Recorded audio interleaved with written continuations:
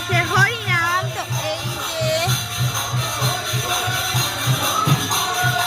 ওখানে হচ্ছে হরিনাম আর আমি এখানে বসে আছি, বসে বসে নেল পলিশ লাগাচ্ছিলাম। চলো তোমাদের দেখাচ্ছি কি রঙের নেল পলিশ লাগিয়েছি।